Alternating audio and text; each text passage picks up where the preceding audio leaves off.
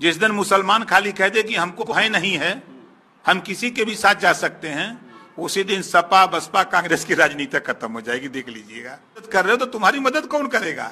किसको करनी चाहिए उनको मदद? उनको मदद करनी चाहिए ओवैसी जी को। स्वागत है आपका AR न्यूज़ इंडिया पर। मैं हूं आपके साथ आकिल रजा। मुसलमानों का लीडर, मुसलमानों का प्रतिनिधित्व, मुसलमानों की क़यादत को लेकर जब भी चुनाव होता है तो बात की जाती है, प्रखर तरीके से, मुखर तरीके से।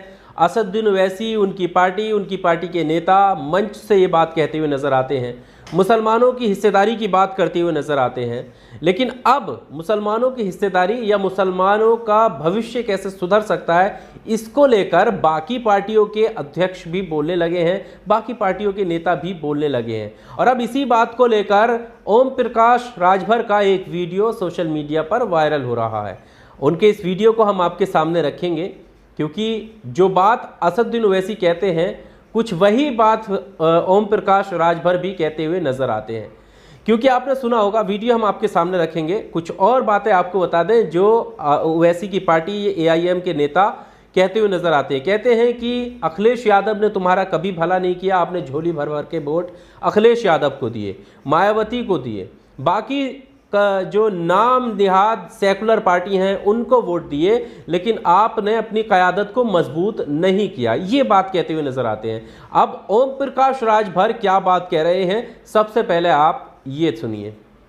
जिस दिन मुसलमान खाली कह दे कि हमको भय नहीं है, हम किसी के भी साथ जा सकते हैं, उसी दिन सपा बसपा कांग्रेस की राजनीति खत्म हो जाएगी। देख लीजिएगा।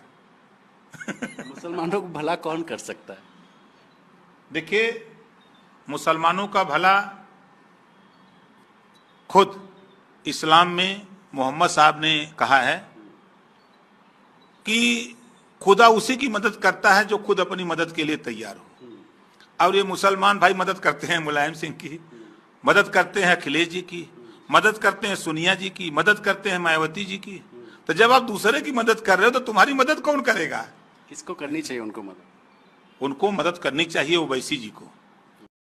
तो वीडियो आपने देखा, ये सुहेलदेव भारतीय समाज पार्टी के राष्ट्रीय अध्यक्ष ओम प्रकाश राजभर हैं, बता रहे हैं कि मुसलमान, और ये यहाँ पर जो है कोड करते हुए नज़र आ रहे हैं कि पैगंबर मोहम्मद सल्लल्लाहु अलैहि वसल्लम ने किस बात का जिक्र किया है और मुसलमान कब जो है उसकी स्थिति सुधर सकती है, मुसलमानों ने अब तक क्या किया है। उन्होंने कहा है कि मुसलमान खुद नहीं चाहता, क्योंकि मुसलमान दूसरे को मजबूत करता है। यानी वो वोट जो है वो बहुजन समाज पार्टी, समाजवादी पार्टी और बाकी पार्टियों को देता हुआ नज़र आता है। जब पत्रकार उनसे ये सवाल करते हैं कि फिर किसे वोट देना चाहिए, तो उन्होंने ओवैसी का नाम लिया। और ओवैसी वही जो लगातार आपने देखा होगा हर एक चुनाव में हिस्सेदारी और प्रतिनिधित्व की बात करते हैं। यहाँ पर हम एक सवाल जो जेन्युइनली उठाया जाता है वो भी यहाँ पर हम रखना चाहते हैं, क्योंकि बात जब हिस्सेदारी और क़यादत की हो रही है तो ये जो सवाल है ये रखना भी ज़रूरी है। सवाल ये कि क्या ओवैसी के वोट देने से सरकार बन जाएगी?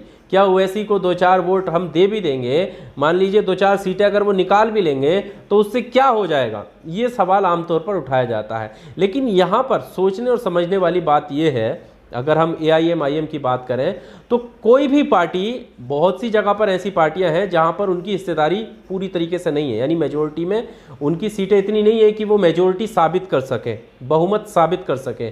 लेकिन उनकी पार्टी की इतनी सीटें हो जाती हैं कि वो उनके बगैर कोई सरकार नहीं बना सकता। जैसा आप देखिए कि बिहार के अंदर छोटी पार्टी होने के बावजूद भी लगातार नीतीश कुमार मुख्यमंत्री बन रहे हैं। भारतीय जनता पार्टी की सीटें भी उनसे ज़्यादा हैं, राष्ट्रीय जनता दल की सीटें भी JDU से ज़्यादा है, लेकिन CM कौन बन रहा है? नीतीश कुमार। वैसे ही कई ऐसे राज्य हैं जहां पर जो तीसरे नंबर की पार्टी है उसको ज़्यादा मौका मिलता है सरकार बनाने के लिए।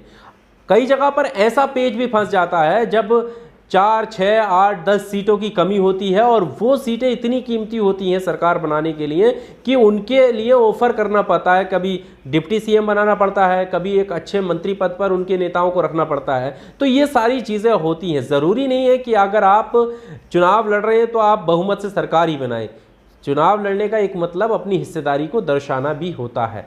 बहरहाल इस वीडियो में सिर्फ इतना ही। आपको क्या लगता है, हिस्सेदारी और जिस तरह से लीडरशिप की बात असदुद्दीन ओवैसी और उनकी पार्टी करती हुई नजर आती है, इसको लेकर आपका क्या कहना है? कमेंट बॉक्स में आकर अपना जवाब जरूर दीजिएगा। शुक्रिया।